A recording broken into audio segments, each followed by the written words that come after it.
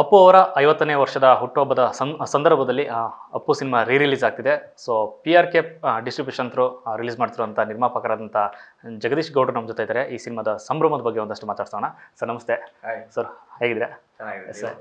Again Appu ಅವರನ್ನ ಕಣ್ ತುಂಬಿಕೊಳ್ಳುವಂಥ ಸಂದರ್ಭ, 50ನೇ ವರ್ಷದ ಹುಟ್ಟುಹಬ್ಬದ ಸಂದರ್ಭದಲ್ಲಿ ಅದೊಂದು ಮತ್ತೊಂದು ಖುಷಿಯ ವಿಚಾರ. ಸೊ ಅಪ್ಪು ಸಿನಿಮಾ, ಅಪ್ಪು ಅವರು ಅಂತ ಅಂದ ತಕ್ಷಣ ನಿಮ್ಗೆ ನೆನಪಾಗೋದು? ಮೊದಲನೇದಾಗಿ ಅಪ್ಪು ಸಿನಿಮಾ ರಿಲೀಸ್ ಆದಾಗ 2002 ನಾವೆಲ್ಲ ಸ್ಕೂಲಲ್ಲಿದ್ದಂಥ ಟೈಮ್ ಅದು. ನಮಗೆ ಅದು ಗೊತ್ತೂ ಇಲ್ಲ, ಅದು ಅವಾಗ ಆ ಸೆಲೆಬ್ರೇಷನ್ ನಾವು ಥಿಯೇಟ್ರಲ್ಲೆಲ್ಲ ನೋಡೂ ಇಲ್ಲ ಅದನ್ನು. ಇವಾಗ ಏನು ಅಂತ ಅಂದರೆ ಅದನ್ನು ರಿಲೀಸ್ ಮಾಡೋದೇ ಒಂದು ಪುಣ್ಯ. ಆಮೇಲೆ ಇವಾಗ ಅದನ್ನು ಜನಗಳ ಜೊತೆ ಅದನ್ನು ನೋಡೋದೇ ಒಂದು ಒಂದು ಭಾಗ್ಯ ಅಂತ ಅನಿಸುತ್ತೆ. ಅದನ್ನು ಅದರಲ್ಲೂ ಈಗ ಇದು ಡಿಸ್ಟ್ರಿಬ್ಯೂಷನ್ ಮಾಡೋಕ್ಕೆ ಸಿಕ್ಕಿರೋದೇ ಒಂದು ಲಕ್ ಅಂತ ಹೇಳ್ಬೋದು ಅದನ್ನು, ಅಷ್ಟೇ. ಅದಕ್ಕಿಂತ ಹೆಚ್ಚಾಗಿ ಇನ್ನೇನು ಹೇಳೋದು ನಾನು. ಒಂದು ನಮ್ಗೊಂದು ಪುಣ್ಯ ಇದೆ ಇಂಥ ಸಿನಿಮಾ ರಿಲೀಸ್ ಮಾಡೋದಕ್ಕೆ. ಇಂಡಸ್ಟ್ರಿಯ ಬಿಸಿಯೆಸ್ಟ್ ನಿರ್ಮಾಪಕರು, ಒಂದು ಕಡೆ ಸೂಪರ್ ಹಿಟ್ ಸಿನಿಮಾಗಳು ಸಾಲು ಬರ್ತಾನೆ ಇದೆ, ಮತ್ತೊಂದು ಕಡೆ ಡಿಸ್ಟ್ರಿಬ್ಯೂಷನ್ ಕೂಡ ಹಂಗೆ ನಡೀತಾ ಇದೆ. ಅಪ್ಪು ಸಿನಿಮಾ ನಿಮಗೆ ಸಿಕ್ಕಿದ್ದು ಹೇಗೆ ಸರ್ ಅಂತ ಅಂದ್ಬಿಟ್ಟು? ಅದು ಯಾಕಂದರೆ ಸಾಕಷ್ಟು ಜನ ಕಾಯ್ಕೊಂಡಿದ್ರಂತೆ ಈ ಸಿನಿಮಾ ನಾವು ತಗೋತೀವಿ, ನಾವು ಮಾಡ್ತೀವಿ ಅಂತ ಹೇಳಿ. ಇಲ್ಲ, ಆ ಥರ ಇದೆಲ್ಲ ಏನು ಅಂತ ಅಂದರೆ ಇದನ್ನು ಅಪ್ಪು ಇದು ಪ್ರೀವಿಯಸ್ ಇಯರೇ ಗೊತ್ತಿತ್ತು ಇದು ರಿಲೀಸ್ ಮಾಡ್ತಾರೆ ಅಂತ ಅಂದ್ಬಿಟ್ಟು ಪಿ ಆರ್ ಕೆ ಅವರೇ ರಿಲೀಸ್ ಮಾಡೋದಕ್ಕೆ ಅನೌನ್ಸ್ ಮಾಡಿದರು. ಇದನ್ನು ನಾವು ಇನ್ನೊಬ್ರ ಥ್ರೂ ನಾನು ಮೇಡಮ್ಗೆ ಮಾತಾಡಿಸಿದಾಗ ಅದನ್ನು ಅವರು ಪಾಪ ಏನೋ ಜಾಸ್ತಿ ಇದು ಮಾಡಲಿಲ್ಲ. ಅವರು ಮಾಡ್ತೀರಾ ಆಯಿತು ಮಾಡಿ ಅಂತ ಅಂದ್ಬಿಟ್ಟು ಒಂದು ನಾರ್ಮಲಾಗೇ ಕೊಟ್ಟರು. ಬಟ್ ಏನು ಅಂತಂದರೆ ಈ ಸಿನಿಮಾ ನನಗೆ ಬೇಕಾಗಿತ್ತು. ಇದು ಅಂದರೆ ಇದನ್ನು ಯಾವುದೋ ಬಿಸ್ನೆಸ್ ವೈಸ್ ಅಂತ ಈ ಸಿನಿಮಾ ನಾನು ಮಾಡ್ತಾಯಿಲ್ಲ. ಮತ್ತು ಇದೊಂದು ಎಮೋಷನ್ ಇದು. ಅಂದರೆ ಈಗ ಅಪ್ಪು ಅವ್ರ ಸಿನಿಮಾ ನಾವು ಪುನಃ ಈಗ ಅವರು ಇದ್ದಿದ್ರೆ ಇನ್ನೊಂದು ಸಿನಿಮಾ ಈ ವರ್ಷ ಇಲ್ಲ ಇನ್ನೊಂದು ಸಿನಿಮಾ ನೆಕ್ಸ್ಟ್ ವರ್ಷ ಒಂದು ಸಿನಿಮಾ ಮಾಡ್ಬೋದಾಯಿತು. ಈ ಅವಕಾಶಗಳು ನಮಗೆ ಪುನಃ ಸಿಗೋಲ್ಲ. ಹಂಗಾಗಿ ಇದನ್ನು ನಾನು ಬಿಸ್ನೆಸ್ ವೈಸ್ಗೆ ಅಂತ ಈ ಸಿನಿಮಾ ನಾನು ಯಾವತ್ತೂ ತೊಗೊಂಡಿಲ್ಲ. ಬಟ್ ಏನು ಅಂತ ಅಂದರೆ ನನಗೆ ಈ ಸಿನಿಮಾ ಬೇಕಾಗಿತ್ತು ಇದನ್ನು, ಹಂಗಾಗಿ ಬೇಕೇ ಬೇಕು ಅಂತ ತೊಗೊಂಡದ್ದಾಯ್ತು ಇದನ್ನು.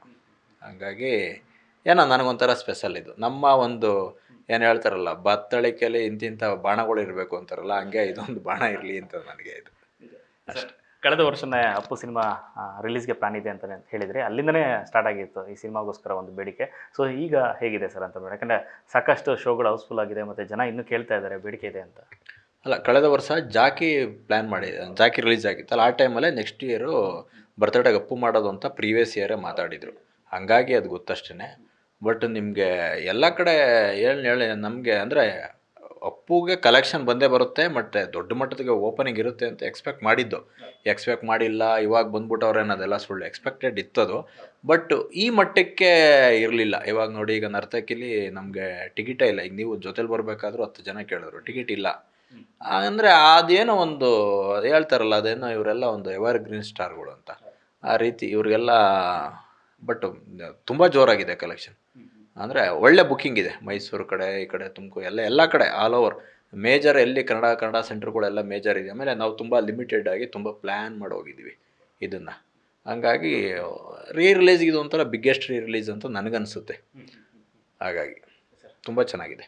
ಪಿ ಆರ್ ಕೆ ಕೂಡ ಈಗ ಡಿಸ್ಟ್ರಿಬ್ಯೂಷನ್ ಸ್ಟಾರ್ಟ್ ಮಾಡಿರೋದು, ಅವ್ರ ಜೊತೆಗೆ ನೀವು ಸಾಥಾಗಿ ನಿಂತಿರುವಂಥದ್ದು, ಇಲ್ಲೊಂದು ಕಡೆ ದೊಡ್ಡ ಬಲ ಇಬ್ಬರಿಗೂ ಎರಡು ಕಡೆಯಿಂದ ಈ ಸಿನಿಮಾಗೆ ಸಿಗ್ತಾ ಇದೆ ಅಂತ. ಸರ್, ಅದು ತಪ್ಪಾಗುತ್ತೆ ಹಂಗೆ ನಾನು ಹೇಳಿದ್ರೆ. ಅದು ಏನು ಅಂತಂದರೆ ಪಿ ಆರ್ ಕೆನೇ ಅದೊಂದು ಬ್ರ್ಯಾಂಡ್. ಅದು ಅವ್ರ ಬ್ರ್ಯಾಂಡ್ ಕೆಳಗಡೆ ನಮಗೊಂದು ಅವಕಾಶ ಕೊಟ್ಟಿದ್ದಾರೆ ಅಂತ ಹೇಳ್ಬೋದು ಅದನ್ನು. ಗ್ರೇಟ್ ಅದು ಒಟ್ಟಿನಲ್ಲಿ. ಅಂದರೆ ಅವ್ರಿಗೆ ಆಲ್ರೆಡಿ ಐಡಿಯಾ ಇತ್ತು. ಅವ್ರು ಎಷ್ಟು ಸಿನಿಮಾ ಸಹ ನಾವಿನ್ನೂ ಹುಟ್ಟೇ ಇರಲಿಲ್ಲ, ಅವಾಗಿಂದನೇ ಅವರೆಲ್ಲ ವ್ಯಾಪಾರದಲ್ಲಿ ಇರೋರು ಅವರು. ನಾವೆಲ್ಲ ಇತ್ತೀಚೆಗೆ ಬಂದರು. ಅದರಲ್ಲೂ ನಮ್ಮನ್ನ ನಂಬಿ ಕೊಟ್ಟಿರೋದು ಒಂಥರ ಏನೋ ಗ್ರೇಟ್. ಈಗ ನನಗೆ ಭೈರತಿರಣಗಲ್ಲೂ ಅದೇನೋ ಕೊಟ್ಟಿದ್ರು. ಭೈರತಿರಣಗಲ್ಲೂ ನಿಮಗೂ ಗೊತ್ತಿಲ್ಲ, ತುಂಬ ಚೆನ್ನಾಗಾಯಿತು. ಅಲ್ಲಿಂದ ನೆಕ್ಸ್ಟ್ ಈ ಸಿನಿಮಾಗಳು ಹಂಗೆ ಈ ಥರ ಅಷ್ಟೇ. ಅದೊಂದು ಬಿಟ್ಟರೆ ನಿಮಗೆ ಪಿ ಆರ್ ಕೆ ನಮಗೆ ಕೊಟ್ಟಿದ್ದೇ ನಮಗೊಂದು ಲಕ್ ಅಂತ ಹೇಳ್ಬೋದು ಅಷ್ಟೇ. ಸರ್, ನಾಳೆ ಏನಾದ್ರು ಫ್ಯಾನ್ಸ್ ಶೋ ಇರುತ್ತಾ ಹೇಗೆ ಅಂತ ಪ್ಲ್ಯಾನ್? ಬೆಳಗ್ಗೆ early morning shows? Early morning ಶೋಗಳು ಸರ್ ನರ್ತಕಿಲಿ ಇರಲ್ಲ. ನರ್ತಕಿಲಿ ಡ್ಯೂ ಟು ಸಮ್ ಸೆಕ್ಯೂರಿಟಿ ಇಶ್ಯೂಗೋಸ್ಕರ ಅಷ್ಟೇ. ಅದೊಂದಕ್ಕೋಸ್ಕರ. ಆಮೇಲೆ ಅಲ್ಲಿ ತುಂಬ ಬೇಡ ಅದು ಅಲ್ಲಿ ತುಂಬ. ಯಾಕೆಂದರೆ ನಿಮಗೆ ಒಂದು ಈಗ ಅಲ್ಲಿ ನಮಗೊಂದು 700 ಕೆಪಾಸಿಟಿ ಇದೆ ಅಂತ ಅಂದ್ಕೊಳ್ಳಿ ಸರ್. ನಿಮಗೆ 1000 ಜನ ಇದ್ದರೆ ಕಂಟ್ರೋಲ್ ಮಾಡ್ಬೋದು. ಇದು ಹೆಚ್ಚು ಕಡೆ 3000 ಜನ ಬರ್ತಾರೆ. ಅದು ಹಂಗಾಗಿ ಅದು ಪೊಲೀಸ್ ಇದ್ರ ಕಡೆಯಿಂದನೇ ಬೇಡ, ಸುಮ್ಮನೆ ತುಂಬ ಜನ ಸೇರ್ತಾರೆ ಇವೆಲ್ಲ, ದಯವಿಟ್ಟು. ಈಗ ಪರ್ಮಿಷನ್ ಇದೆ, DC ಪರ್ಮಿಷನ್ ಇದೆ. 6:30 AM ಇಂದ ಸ್ಟಾರ್ಟ್ ಆದರೆ 10:30 ಒಳಗಡೆ PM ನೈಟು ಬಿಫೋರ್ ನಾವು 10:30 PM ನಾವು ಶೋನ ಸ್ಟಾರ್ಟ್ ಮಾಡ್ಬೋದು. ಇದು ನಮಗೆ ಎಲ್ಲ ಕಡೆಯಿಂದ ಪರ್ಮಿಷನ್ ಇದೆ. ಇದು ನಮಗೆ ಆಥರೈಸ್ ಪರ್ಮಿಷನ್ ಇದೆ. ಬಟ್ ಏನು ಅಂತ ಅಂದರೆ ಕೆಲವೊಂದನ್ನು ನಾವು ತುಂಬ ಇದಾಗುತ್ತೆ. ಏಕೆಂದರೆ ಅಷ್ಟು ನಿಮ್ಗೆ ಹಿಂಗೆ ಓಪನ್ ಮಾಡಿದ್ರೆ ನಿಮಗೆ ನೀವೆಲ್ಲ ಇಲ್ಲಿ ವೀರೇಶ ನರ್ತಕಿ ಇಲ್ಲೆಲ್ಲ ನಿಮಗೆ ಓಪನ್ ಮಾಡಿದ್ರೆ ಅರ್ಧ ಗಂಟೆಗೆ ಹೋಯ್ತೀವಿ ಎಲ್ಲ ಟಿಕೆಟ್ಗಳು. ತುಂಬ ಡಿಮ್ಯಾಂಡ್ ಆಗುತ್ತೆ ಬೇಡ ಅಂತ ಅಂದ್ಬಿಟ್ಟು ಬೇರೆ ಕಡೆ ಎಲ್ಲ ಕೊಟ್ಟಿದ್ದೀವಿ. ಜೆ ಪಿ ನಗರ ಸಿದ್ದೇಶ್ವರ ಕೊಟ್ಟಿದ್ದೀವಿ, ಗೌಡನಪಾಳ್ಯ ಕೊಟ್ಟಿದ್ದೀವಿ, ಸಂಜಯ್ ನಗರ ವೈಭವ್ ಇದೆ, ಕೆಂಗೇರಿ ರಾಬಿನ್ ಇದೆ, ವೀರೇಶ ಇದೆ ಇಲ್ಲಿ ಬೆಂಗಳೂರು ಸಿಟಿಲಿ. ಹಾಗಾಗಿ ಬಟ್ಟು ಇಲ್ಲಿ ನರ್ತಕಿ ಬಂದು ಡ್ಯೂ ಟು ಹೆವಿ ಡಿಮ್ಯಾಂಡ್ ಅದನ್ನು ನಾನು ಸುಮ್ಮನೆ ಅಷ್ಟು ಟಿಕೆಟ್ ಅಷ್ಟು ಜನ ಕೊಡೋಕ್ಕಾಗಲ್ಲ. ಆಮೇಲೆ ಏನಾಗುತ್ತೆ ಎಲ್ಲ ಅಭಿಮಾನಿಗಳೇ. ಆಮೇಲೆ ಹೆಂಗೆ ಅಂತ ಅಂದರೆ ಬೇರೆ ಕಡೆ ನೋಡಿ ಅಂದರೆ ನೋಡೋಲ್ಲ. ಈಗ ಏನಾಗುತ್ತೆ ನಾವು ಇಲ್ಲೇ ನೋಡಬೇಕು ಅನ್ನೋದು ಅವ್ರಿಗೇನೋ ಒಂದು ಇರ್ತದೆ, ನಾವು ಅದನ್ನು ಅವ್ರ ಎಮೋಷನ್ ಟಚ್ ಮಾಡೋಕ್ಕಾಗಲ್ಲ. ಹಾಗಾಗಿ ಬೇಡ ಅಂತ ಅಂದ್ಬಿಟ್ಟು ಮೇಡಮು ಸುಮ್ಮನೆ ಎಲ್ಲ ನೋಡ್ಕೊಂಡು ಇದು ಮಾಡಿ ಅಂತ ಅಂದ್ಬಿಟ್ಟು ಬೇಡ ನಾವೆಲ್ಲ ಮಾತಾಡಿಕೊಂಡು ನರ್ತಕಿ ಒಂದು ಬೇಡ ಸುಮ್ಮನೆ ಇದಾಗುತ್ತೆ ಅಂತ ಅಂದ್ಬಿಟ್ಟು ನಾವು ಬೇರೆ ಕಡೆ ಎಲ್ಲ ಕೊಟ್ಟಿದ್ದೀವಿ. ಎಲ್ಲ ಕಡೆ ನಿಮಗೆ ಗೊತ್ತು ಸೋಲ್ಡ್ ಔಟ್, ಒಂದು ಟಿಕೆಟ್ ಇಲ್ಲ.